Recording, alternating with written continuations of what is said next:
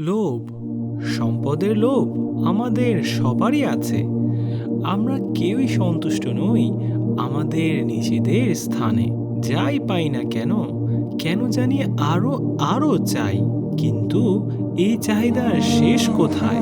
নবী মুহাম্মদ সাল্লাল্লাহু আলাইহি ওয়াসাল্লাম বলেছেন, যদি মানুষের স্বর্ণে ভরা একটি পাহাড়ও থাকে, তারপরও তার মন এরকম আরো 2টি সোনার পাহাড় চাইবে। শুধু কবরের মাটি ছাড়া অন্য কিছুই তার এই চাহিদা প্রত্যাশী মুখকে ভরতে পারবে না।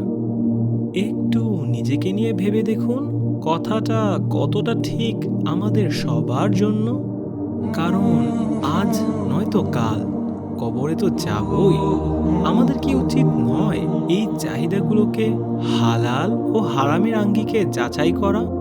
হাদিসের বাকি অংশটি শুনুন।